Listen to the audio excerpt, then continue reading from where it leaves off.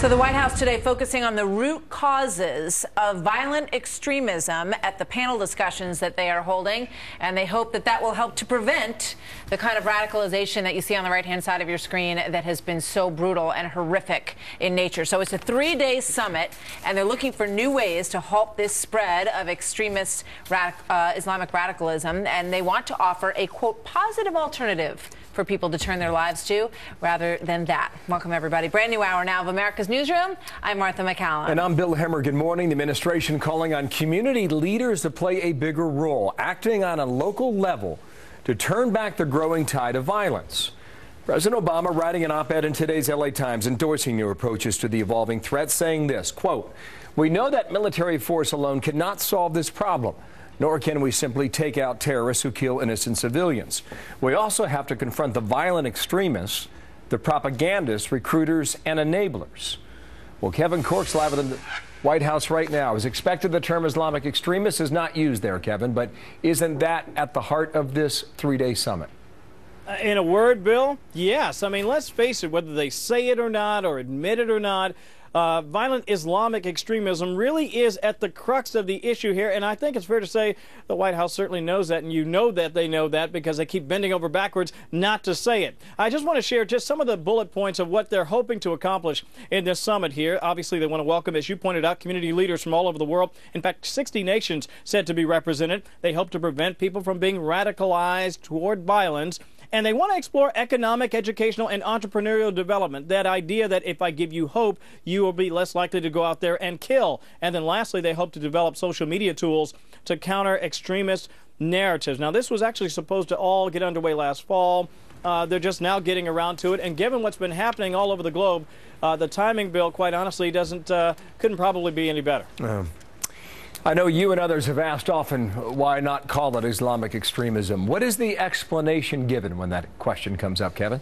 It's a thorny issue, and I want to be careful how I frame this. I've been told by several White House officials it's not that they're unaware of what's happening, it's that they want to be careful not to create this us versus them narrative. All throughout the Middle East, you probably know this, Bill, there's this false narrative that the Americans, that the U.S. is at war with Islam. That's not the case, and so the White House doesn't want to give that any more leg, so they frankly will bend over backwards to avoid using that expression. Instead, they'll talk about plurality, about how you can practice your faith here. In fact, we've already heard from an imam here this morning, and so they want to keep beating that drum that Islam is not the enemy, killers are the enemy, and that'll be part of this summit here, Bill. All right, Kevin, thank you. Kevin Cork setting the table for us this hour there at the White House. Martha has more. You bet. Well, President Obama pointing out the peaceful nature of Islam and the twisted interpretation that motivates terrorist groups. He wrote in an op-ed today, which I suggest you read the entire thing of. It's quite interesting, and it deals with a lot of topics that have been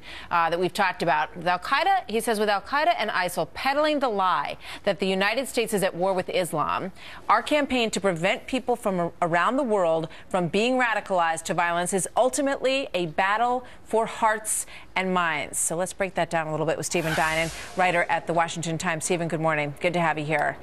Good morning. You know, Kevin Cork touched on this at the White House, and I think this line is very significant. I want to break this quote that we just read into two pieces, because the president says, with Al-Qaeda and ISIL peddling the lie that the United States is at war with Islam. So do you think that that is the reason that the president doesn't want to be caught on any video anywhere using the term radical Islamist, because he believes that that will feed into that narrative?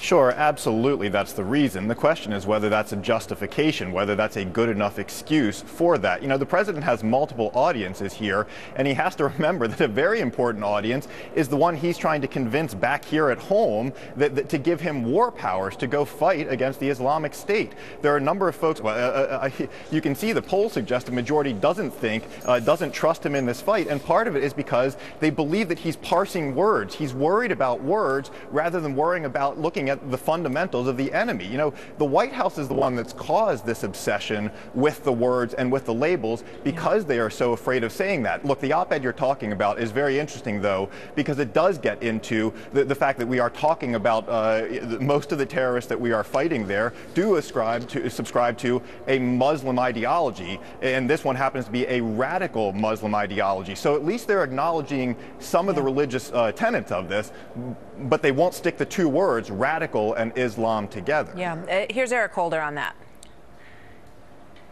We spend more time talking about what do you call it, as opposed to what do you do about it, you know? I mean, really, if Fox didn't talk about this, they'd have nothing else to talk about. Well, look, this is an administration that lives, Obama made his name on words. He's a masterful speech giver. Words matter to them, and that's why they're creating the focus on this. Look, we talked about this a minute ago.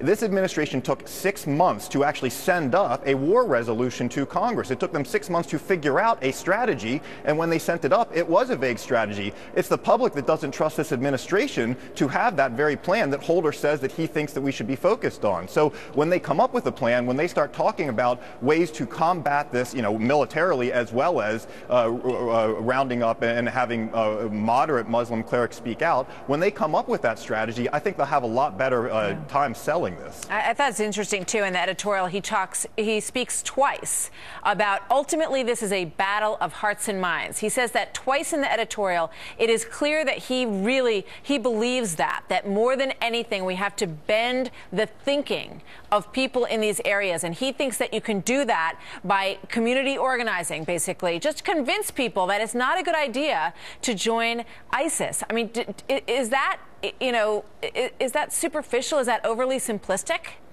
Well, the State Department this week was essentially saying that part of the problem here is that these folks, 17-year-olds, can't build businesses, don't have jobs. You could maybe even boil down the message here to, we're talking about the American economy and jobs. Well, the president and his administration think that at least part of the problem over there is lack of jobs there as well. I do think that's a little simplistic. Look, it's very complex. The president is talking about some important things, like having moderate Muslim clerics get involved in this discussion, right, urging them, in fact, challenging them to get involved. That's important. But when you reduce it to these issues of what do we call it, and we're not going to use certain terms, yeah, it really does become more simplistic. And for what it's worth, there is a military aspect to this. It's not just about changing hearts and minds. It's also about killing some bad guys. That it's also a military. Just before we go, it is significant, I guess, that the president used the word Egyptian Christians when he referred to the men who were slaughtered on the beach. It took since last weekend for them to be able to put those two words together. Quickly on that, Stephen.